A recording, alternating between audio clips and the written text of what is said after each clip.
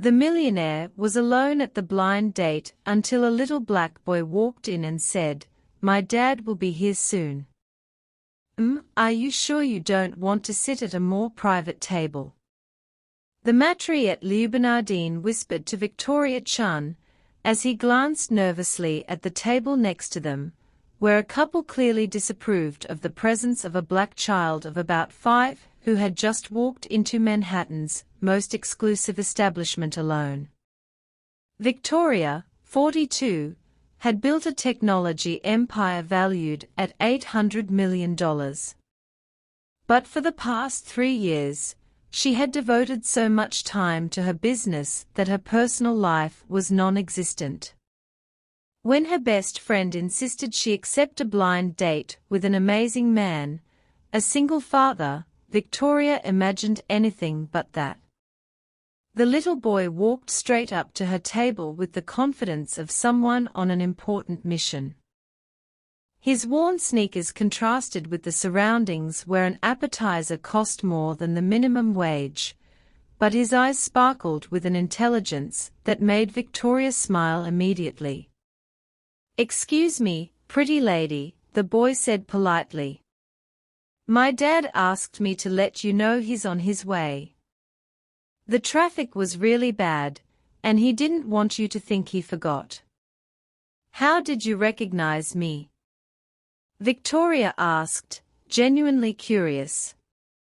"He showed me your picture on his phone and said you'd be at the table by the window, smiling, even though you were nervous," the boy replied with a shy smile. "And he said, you're the smartest woman he's ever met." The murmuring at the neighboring tables grew louder. Victoria caught fragments of conversations. "What kind of father brings a child here? He probably can't even afford to be in this place. She should be more careful about who she agrees to meet." "And what's your name?" Victoria asked, completely ignoring the whispers around her. "Marcus," said the boy sitting down in the chair across from her, as if it were the most natural place in the world. "Dad said I could order a juice while we wait for him to arrive, but only if it's not too expensive." Victoria felt something familiar ignite inside her. The same quiet indignation she felt when investors doubted her abilities decades ago, when she was just a young Asian woman trying to get funding in Silicon Valley.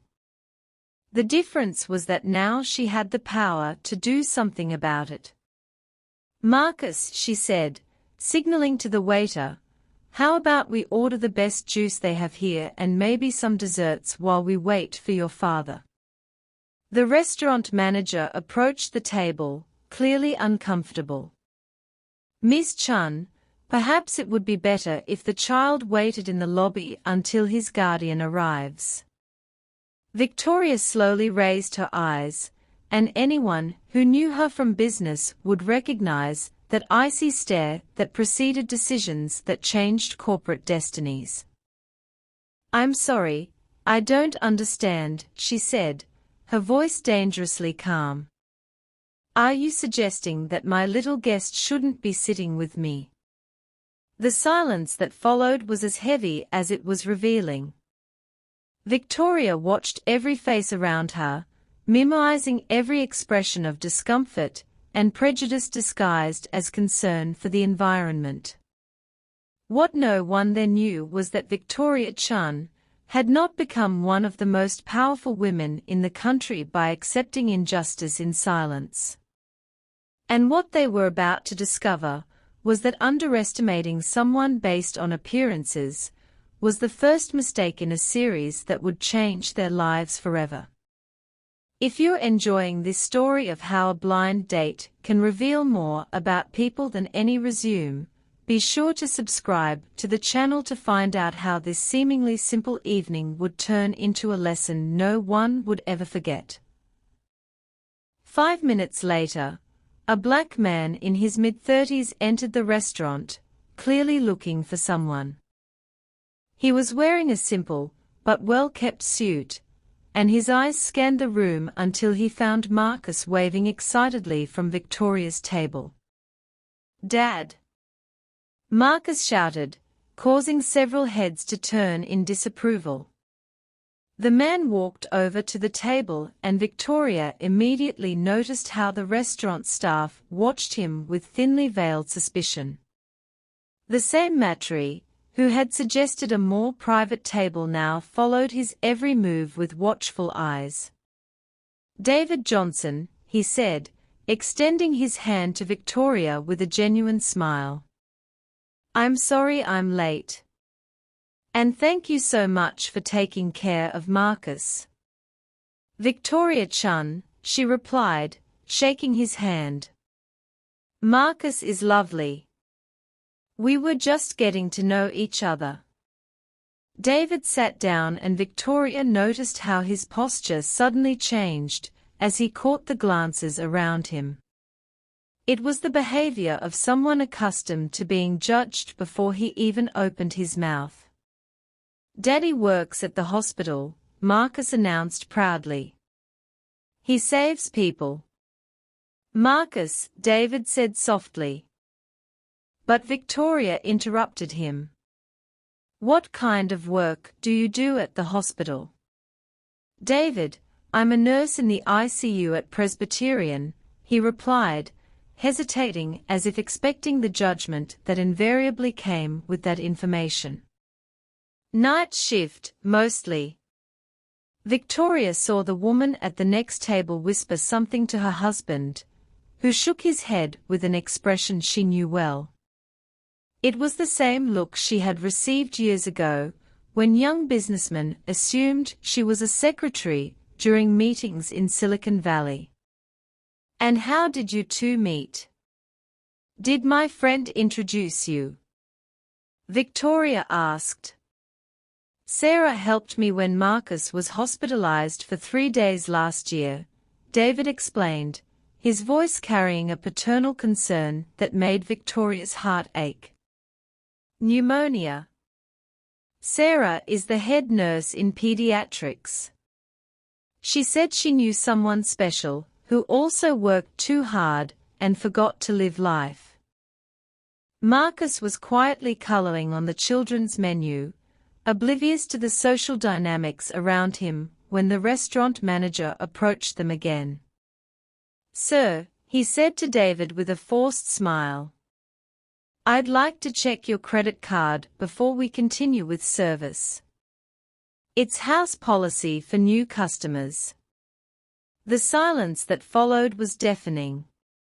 Victoria felt the familiar anger rise in her throat.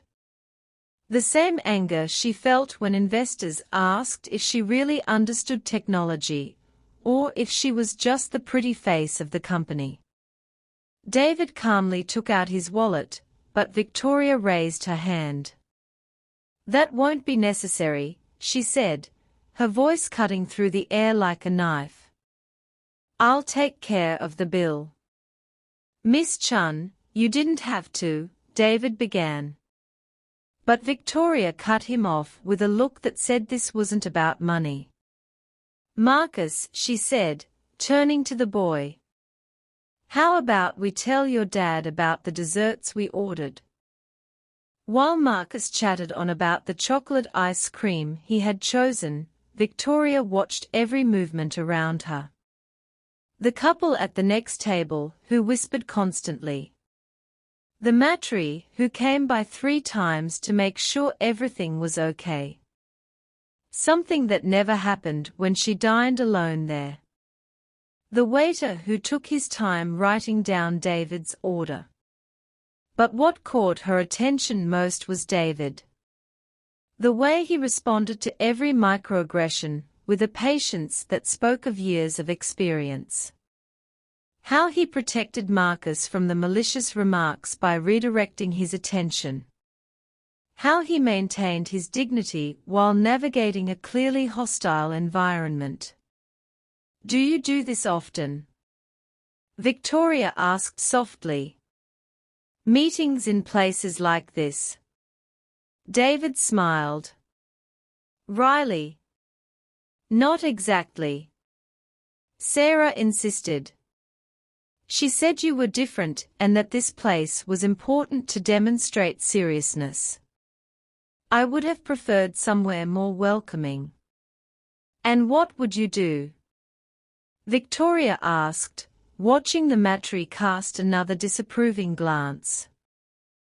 If you could change that, if you could make places like this truly welcoming to everyone. David studied her for a moment, realizing there was more behind the question. I believe real change comes from the inside out, he said carefully. People with power need to use that power responsibly. It's not enough to be successful if you're not making the path easier for those who come after you. Victoria smiled genuinely for the first time that night. It was exactly the answer she expected from someone Sarah had described as special. What David didn't know was that he was dining with one of the most powerful people in New York. What the people around them didn't know was that every prejudiced whisper was being mentally catalogued by someone who had turned obstacles into multimillion-dollar business opportunities.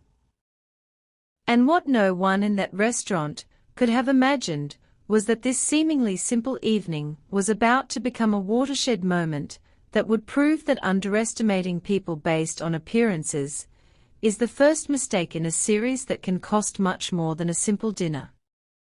For a moment, when Victoria watched David patiently explain to Marcus why some people look at them differently, everyone thought they were witnessing just another awkward scene in an elitist environment.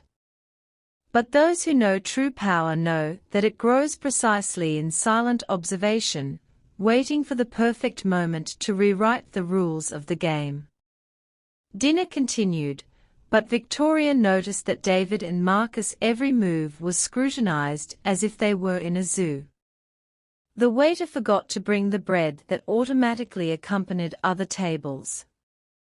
The sommelier passed by 3 times, offering expensive wines to other people, but completely ignored David when he politely asked about the options.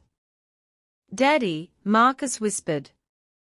"Why is that lady taking pictures of us?" Victoria followed the boy's gaze and saw a woman at the table diagonally across from them, discreetly pointing her cell phone in their direction. When she realized she had been caught, the woman quickly hid the device. Some people don't know how to behave in public. "Marcus," David replied calmly. But Victoria noticed the tension in his jaw. "Can I go to the bathroom, Dad?" "Sure, son. Do you want me to go with you?" "No need. I know where it is," Marcus said, sliding out of his chair. Victoria watched the boy walk through the restaurant with the same confidence as before. But now she noticed how every employee followed him with their eyes, as if they expected him to break something or cause trouble. "David," she said, leaning slightly. "Can I ask you a personal question?" "Of course." "Does this happen all the time? This constant surveillance?" David smiled with a bitterness that spoke of years of experience. "Do you really want to know?" "I do."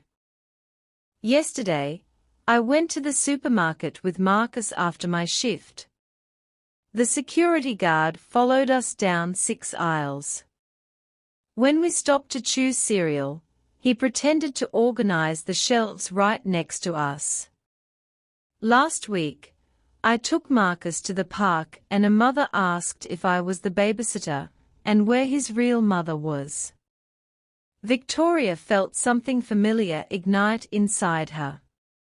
The same indignation she felt when investors asked if she had really developed her company's algorithms or if she had male technical help. "And you never react to what?" David asked to confirm all the stereotypes they already have in their heads. So Marcus grows up thinking that confrontation is the answer to everything. At that moment, Marcus returned, but his face was different. Tears welled up in his eyes, which he bravely tried to hold back. "What happened, son?" David asked immediately, pulling the boy close. "The man in the bathroom said, 'I shouldn't be here,'" Marcus whispered. "He said, 'Places like this aren't for people like us.'" The silence that followed was deafening. Victoria felt her anger turn into something much more dangerous. Icy determination. David held his son's face in both hands. "Marcus, listen to Daddy. You have the right to be anywhere that treats you with respect, and anywhere that doesn't is not worthy of you." "But why did he say that, Daddy?" "Because some people are afraid of things they don't understand. But that's their problem, not ours." Victoria discreetly took out her cell phone and sent a quick message. "James, I need you to come to La Bernardine now. Bring all the company documentation and call Amanda. We'll need her, too." David noticed the movement. "Is everything okay?" "Perfectly fine," Victoria replied. But there was something in her voice that made David pay attention. "David, may I ask, do you know about my business? Sarah mentioned that you work in technology." "Why?" Victoria smiled, but it wasn't a comforting smile. It was the same smile she used before announcing acquisitions that changed entire markets. Professional curiosity.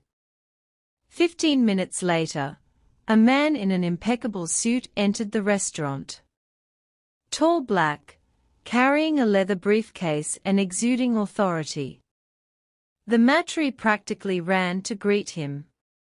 "I'm here to meet Miss Chun," James said, and Victoria nodded discreetly. The man walked over to the table, and Victoria noticed how the entire dynamic of the restaurant changed instantly. Conversation stopped. Waiters stood up straight.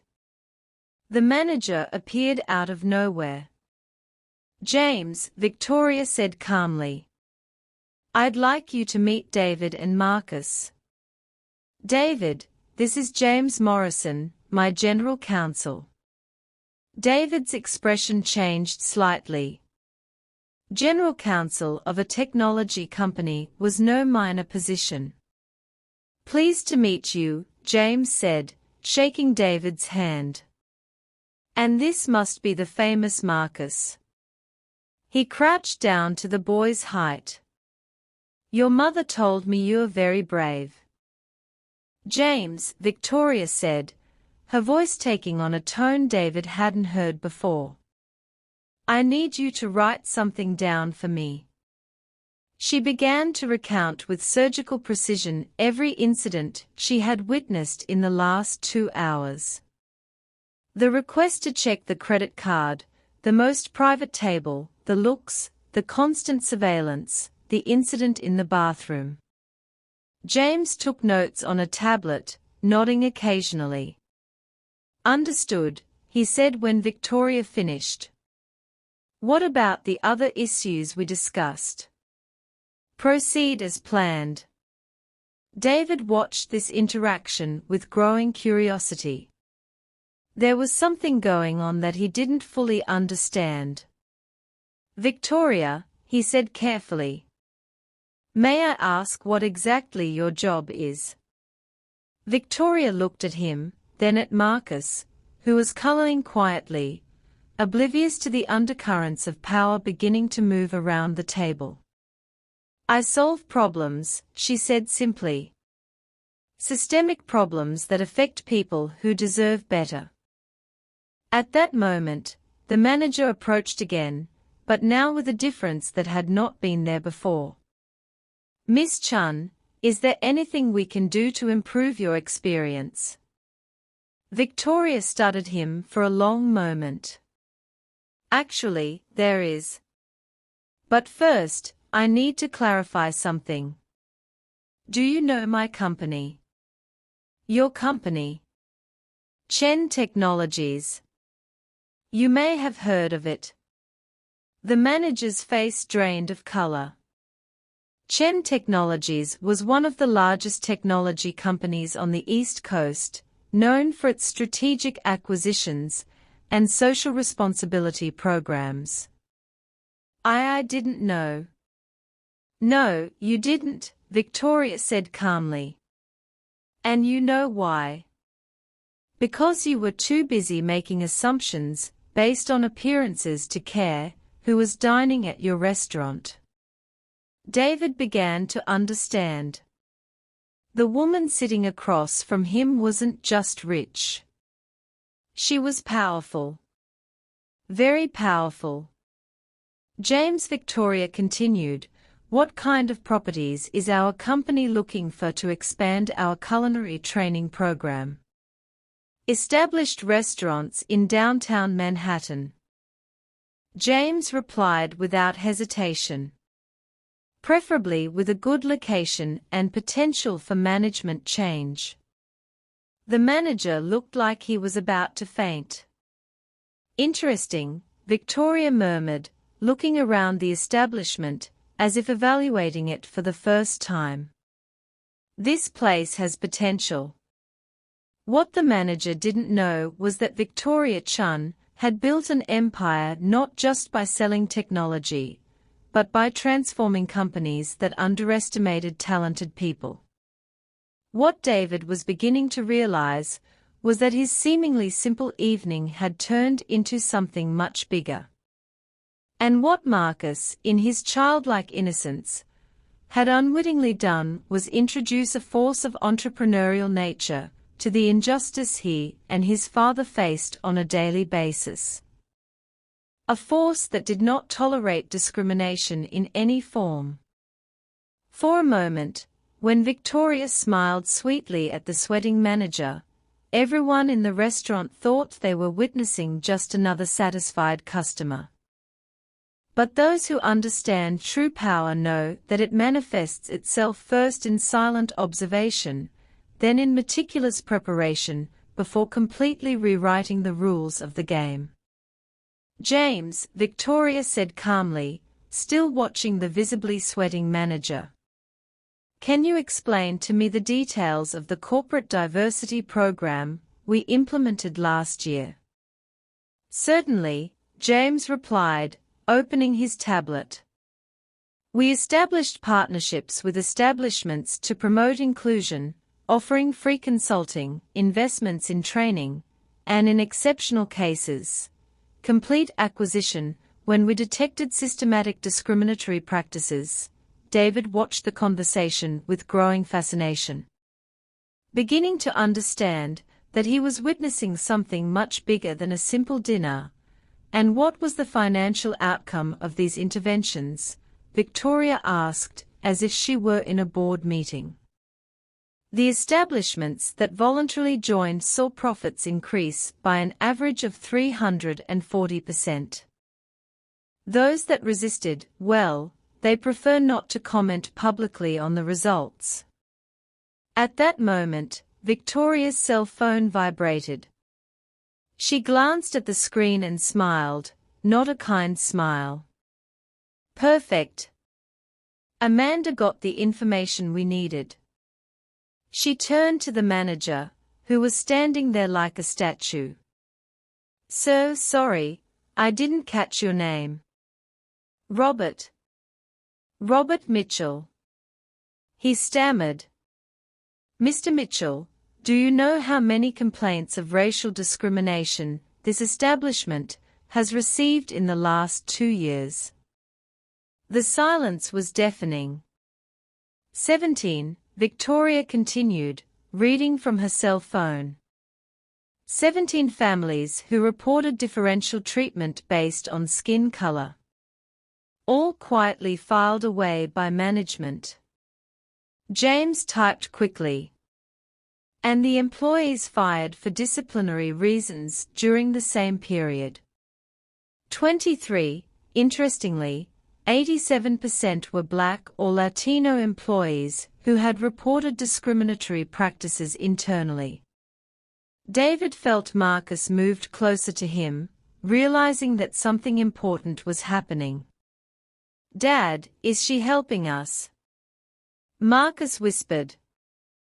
"I think so, son." Victoria rose gracefully, and the entire dynamic of the restaurant changed instantly. Conversation stopped. Waiters gathered nervously. The maitre disappeared completely. "Mr. Mitchell," she said in the same voice she had used to fire incompetent CEOs. "I would like you to know that my company owns 23% of the shares in the hotel group that controls this restaurant."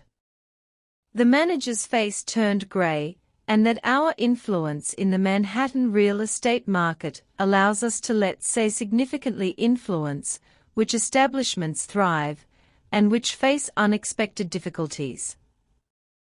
James added softly, licenses, certifications, health inspections, online reviews. There are many variables that affect a restaurant's success.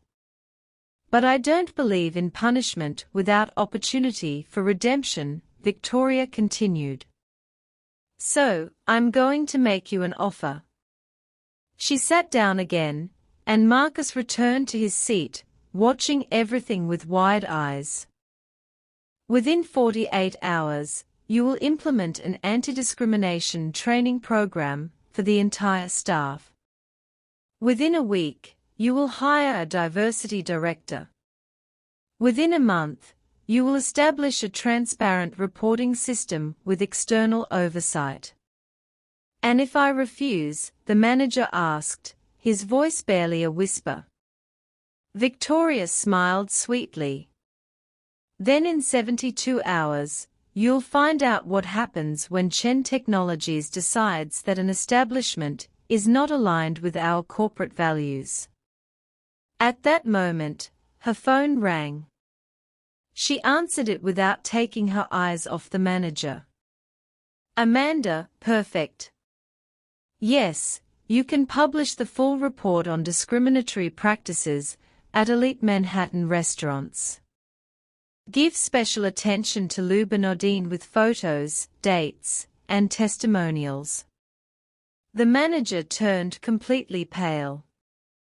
"Oh, and Amanda, send copies to the Times, Post, Village, and all influential food blogs.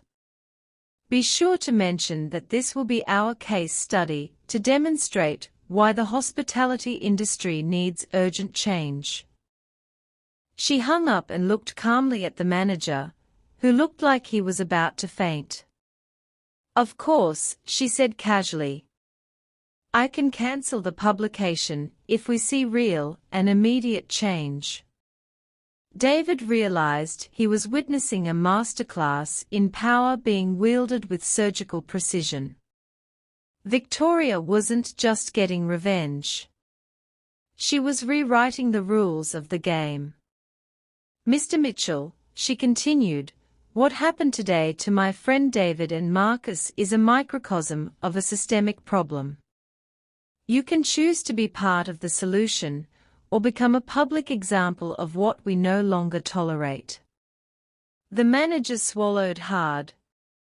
What do you need me to do?" "First, you will personally apologize to each employee who was unfairly dismissed. Second, you will offer reinstatement with compensation. Third, you will implement the changes I mentioned," James added. "And you will document the entire process, which will be audited quarterly by our social responsibility team. And if you do all that," Victoria concluded, "not only will we keep this incident private, but we will include Lou Bernardine in our preferred partner program, which means about $2 million in annual corporate events." The manager nodded desperately. Yes, everything will be done exactly as you specified. Victoria turned to David, who was watching her with a mixture of admiration and amazement. David, she said softly, may I make a confession? Of course. When I saw how you protected Marcus tonight, how you maintained your dignity in the face of every microaggression, I realized something. You have exactly the kind of character I admire, the kind of person I want by my side. Marcus clapped his hands. Does that mean you two are getting married? Victoria laughed genuinely for the first time that evening. It means I'd love to have more dinners with you two in places that treat us with the respect we deserve. As the entire restaurant watched in absolute silence, Victoria Chun had turned a night of discrimination disguised as elegance into a lesson on how true power manifests itself. Not through shouting or confrontation, but through the ability to completely rewrite the rules of the game. For a moment, as the manager rushed to implement his first changes, and the waiters began treating David and Marcus with a difference they had never experienced before, everyone realized they had witnessed something rare. Justice being served in real time by someone who had turned personal injustices into systemic power to protect others. But the real revolution was yet to come, because Victoria Chun wasn't just interested in changing one restaurant. She was about to use this evening as a catalyst to transform an entire industry that had operated for decades with unwritten codes of exclusion and privilege. 6 months later, Leonardine was no longer the same establishment. The gold plaque at the entrance now included the SEAL-certified diversity partner Chen Technologies, and the difference was visible from the moment you stepped inside. David walked through the restaurant with Marcus, watching as the new staff, now 60% minority employees, greeted each customer with the same genuine respect. Mr. Mitchell had been transferred to new opportunities after 3 weeks of intensive training, replaced by a Latina manager who completely transformed the atmosphere. Dad, is Miss Victoria going to have dinner with us again? Marcus asked, adjusting his little tie. A gift from Victoria for his important meetings every Friday, son. As promised. Their table was now always the same, the best view with a special menu that Marcus had helped create. Not because Victoria had bought special treatment, but because they had become part of a chosen family that grew with each meeting. Victoria arrived on time, but now she was not alone. James accompanied her along with Amanda, her communications director, and Dr. Sarah Chun, no relation, the new director of corporate diversity, who had implemented the Marcus program, an initiative that had already transformed 47 establishments in New York. How was the CNN interview today? David asked, kissing Victoria on the cheek, a ritual that had developed naturally over the months. Perfect. Our model for corporate intervention against discrimination has already been adopted by 12 large corporations. The Lou Bernardine case has become a Harvard case study. Marcus clapped his hands. Does that mean more places will be cool like here? Exactly, little one.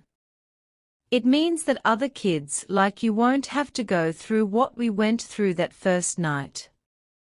David watched Victoria interact with Marcus, patiently explaining how companies can use resources to create positive change.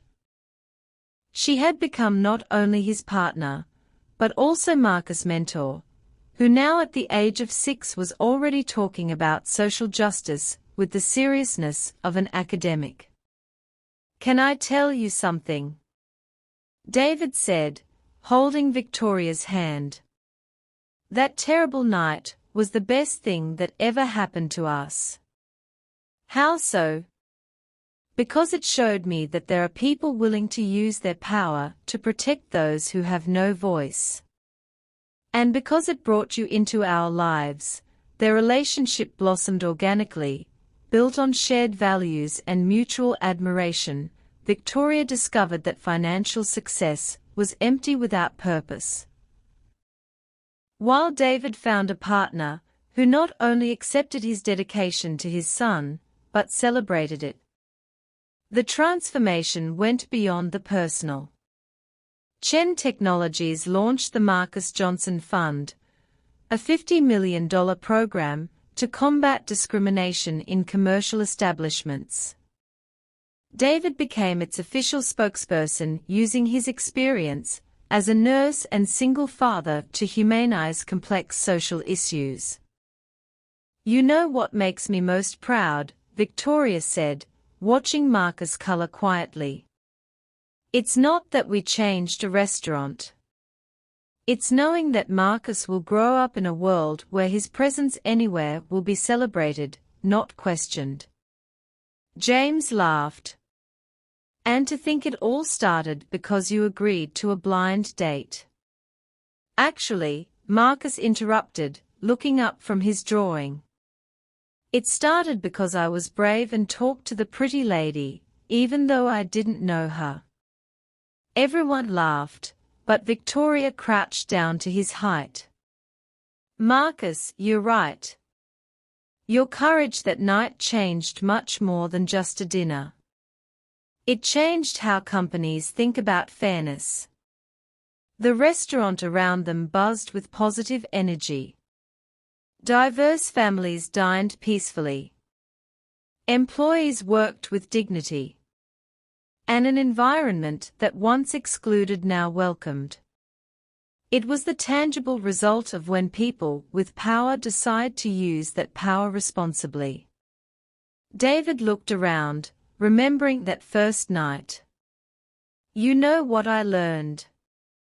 The best revenge isn't destroying those who hurt you. It's building something so beautiful that it makes injustice impossible to repeat. Victoria smiled as she watched Marcus show her his drawing. A family of 3 holding hands in front of a building with a sign that read, "All are welcome." Marcus, she said. What do you want to be when you grow up? I want to be like you and Dad, he replied seriously. I want to help families be happy everywhere. At that moment, surrounded by people she loved and witnessing the positive impact of her actions, Victoria realized she had found something more valuable than any business success. Purpose that transcends profit. The story of one night of discrimination had turned into a quiet revolution, proving that when the right people come together in the right circumstances, they can rewrite the rules of how the world works. If this story of how a blind date turned into a lesson about justice, power, and social responsibility touched your heart, subscribe to the channel for more stories that prove that true victory is not in defeating enemies, but in creating a world where the next generation does not have to face the same battles we fought.